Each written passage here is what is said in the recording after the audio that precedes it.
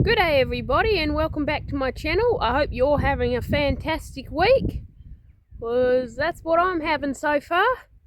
Anyway, as some of you may know, I recently purchased a property that I could keep my own horses on. And you see a little bit in the background just here. There's Tom, the chestnut, and Jay as well. And they're just eating some hay at the moment. So yeah, back in February, I actually managed to buy a place that I could keep horses. So just finished off the mortgage on the house and then thought, well, I need something to aim towards. So getting the property was what it is. So let me give you a show of what I'm actually working with. It's about 1.6 hectares, I think. That's what I want to say. I'd have to have a look at the paperwork, whether that has ended up in the desk at home. But yeah, let me flip you around and I'll show you what I've got and what it currently looks like. There is a lot of work to do on it. It was bought as a blank block, kind of. The fencing that came on it and it already had water hooked up. So there's nothing here. My plan is to eventually put a house on it. I'm going to put a couple of sea containers on it as well, and roof between the sea containers so that there's a space in between them to actually put I can park the float under there, or if it's going to be really bad weather, it can become a couple of closed in yards and I put the horses there, like when we get cyclones and all that fun stuff. Anyway, let me flip you around and I'll show you what it looks like. Right, so this is from standing at the front and looking down towards the back of the property. So where those trees are all in the background there, that's the river system there, so they're all gum trees. So it stretches from the road all the way down the back. It's a rectangular block that is on a very slight angle off in that direction, but all the blocks are rectangle and kind of that way because of the way the road curves and the river and levee banks. So yeah, my boundary fence is about where that black tank is, and it runs down there. And then I've got another one on this side that runs down beside that sea container. So that side's not mine, and that there's someone else's. So mine is literally this whole space in there. You can see my ute, my float, the tarp that's got the hay. If you're hearing any noise in the background, they're currently got some workers here doing some power poles. So yeah, anyway, the corner starts at that fence line and goes down to that one. I don't have a front fence at this current stage. I am working on getting a quote so I can actually get a front fence. That there's a mound of dirt that was there when I bought the place. I can use that to level out low spots. Now it is quite a bit of a dip off into a bit of a low spot for me. So on the edge of my property up near that sea container, there's about an extra foot, 2 feet of height before it drops down into this kind of divvy, and then it's pretty much flat from here on. The ground is quite hard and solid. But there used to be a building called, it used to be all one massive big block of land here way back in the day. So, it's sand, mound of dirt, they'll get spread out. Where I want to put a house is basically up in this general area just here. That's some supports from a building. Could probably re-utilise them for fence posts, possibly. And that's my boundary fence there that runs off over to neighbours. So I've got a water tank here. This is just all one big flat spot. A little bit of grass coming up from the rain. So with my front fence, I'm going to front fence from that corner there all the way across to here. And that there's my entrance point. So what I'm going to do is have two 12-foot gates put in so that I can get a large truck in here if I need to. And then coming over here, there was a sea container on here when I first bought it. They had someone else adjusting here, so the sea container's no longer there, but that's why there's taps just sticking up out of the ground in random spots. So to have the cheap water hooked up here, we got to have a tank and a flowback valve, which is being worked on getting rectified. There's some taps there, so all these taps here, there's the taps that run along that fence line there. Oh, refocus. Are all going to come up out of the ground, and I'm going to redesign everything. That's my water tank, just there. So I've got to re-find where all the pipelines run. A bit of long grass here from where it's growing against something.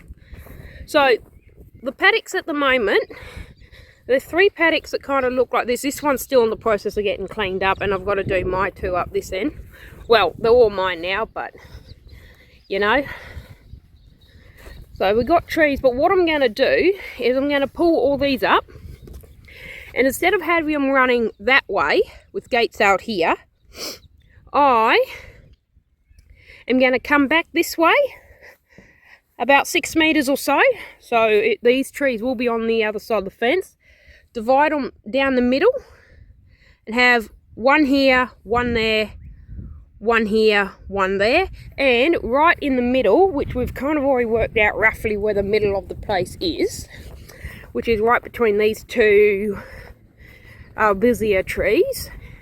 I'm going to put a 12-foot gate and a laneway that runs between the yards to the back arena, and that way I can access all 4 of the paddocks. This fence line is going to push back onto my neighbour's fence, which will be pretty solid. So I'll be able to access the back arena easy, have a gate here and maybe a gate down, so if the horses get out, they'll be just in the laneway sort of thing. Or if they get into the back arena, it's not really going to matter. They can't really get that far. So, got a lot of temporary stuff in at the moment. So, it's Jay and Tom. They've been loving the idea of paddocks instead of yards.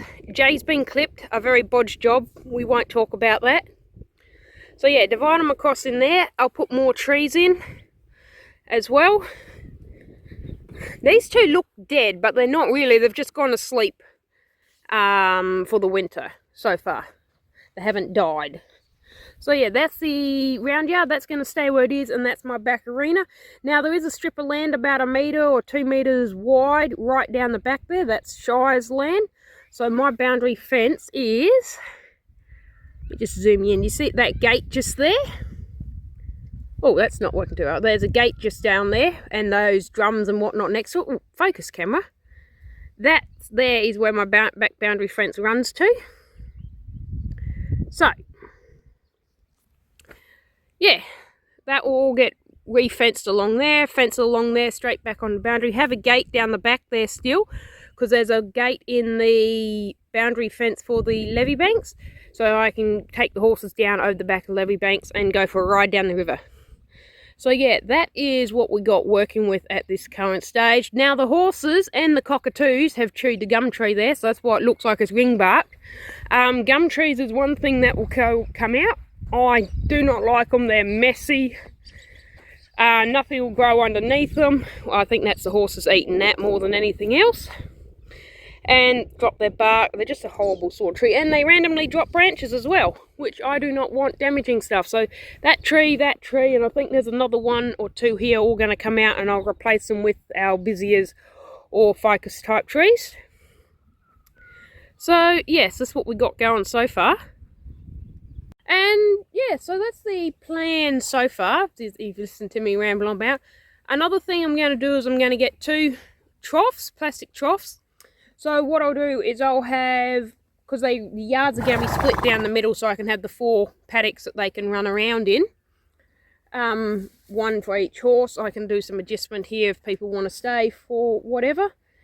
I'm going to have a trough in the middle, so the fence line runs over top of it, so that there's half a trough on each side, so to speak, and a covered inbuilt float one, so a certain somebody, which you can't really see very well, there he is, doesn't destroy the float, because that's what he did with the float on the bathtub trough that they've temporarily got. So I'm going to have 2 of them and just run water straight to that, so that'll be pretty good.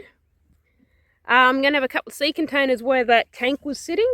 They're going to be 40 footers and roof over the top of them. Now they have to be sat on top of concrete blocks, which is going to just, yeah, it's going to make it interesting. Going to get all the concrete blocks, because they have to be tied down so they don't blow away, but it's more so that they don't float away if there's a flood. So legally, all sea containers are meant to be tied down in our area, or probably generally just about any area. So yeah, I've got to sort that out. Got to get permits to even have them. and I'm in the process of doing permits, which I've read the paperwork. That's about as far as I've got. I haven't actually filled it out just yet because I'm working more on a front fence, so that if front fence to the road, mostly stop. If these two got out, they're not going to get out in the road. Or if some mongrel lets them out, because there are people in this town that'll do it, they also don't get out in the road. And I can padlock the front gate to stop trespassers from walking on the property and just feeding the horses, because I've had a few issues with that. One of my neighbours let me know that there's someone's walking around the horse yards, so can't have the riff-raff into them. So yes, also playing with 2 40-footers. One is going to be completely stocked full of hay from front to back, and the other one I can have my freezers in with all the feed to keep the mice out, probably extra hay. I can store stuff in it and it'll be all out of the weather and safe. So yeah, sea containers are your best friend for keeping rats and mice out, and I'll go get brand new ones. So they're not that expensive, 40-footer brand new. They're about $5 each. You can pick up second-hand ones for about $2.5–3 grand. But it's just, you don't always know what condition you're getting them in, and you want the ones that are airtight, watertight, dust tight, so you don't get water leaking in there, or rats or mice, because there are mice problems. Not up where I am at the moment. It's more so down further south in the farming area that they're having a mouse plague, which happens every so often. So yeah, that's my plans. And also, like I said, I want to put a house on the place eventually, which is going to be several years down the track, because I've got to pay the block off first. And I might have some goats or some sheep to eat, and they can help keep the weeds down. Oh, what's going on over there? Oh. I've been watching the neighbours, or not neighbours, across the road. They've been putting up a new shed, and there's been trucks there backwards and forwards the last few weeks. So yeah, it's just caught my attention. I can bring the dogs down. They can run around and not get themselves into any trouble, more or less. The neighbour's dog comes over and says hi every so often. He's fine. He's not chasing the horses. He's just very, very young and very, very cheeky at the moment. The arena, well, I want to measure out and put in, like, it won't be fenced, it'll just be marked out with poles, like a dressage type pre-measured spot, and I can have the drums out there for barrels. I can set up some jumps, get some poles to make my own jumps, so you can do the jumping and learn all that. When I've got 2 sound horses instead of 2 lame ones at the moment. Poor Jay's had a bout of abscesses in both feet, and Tom, well, we're not sure exactly what's up with him at the minute. He's not overly lame, he's just been a little bit sore, just enough to drive you mad. And when you try to do anything with him, he's got his nose in your business. So, anyway, he's a good boy, and Jay's a good girl. We're getting there. So, yeah, that is the ideas for what I'm going to do. I'll try and film the progress and show you what's going on with the block renovations, we could probably call it, something along that lines. And yeah, looking forward to getting to know people, and let me know what you think and ideas and whatnot.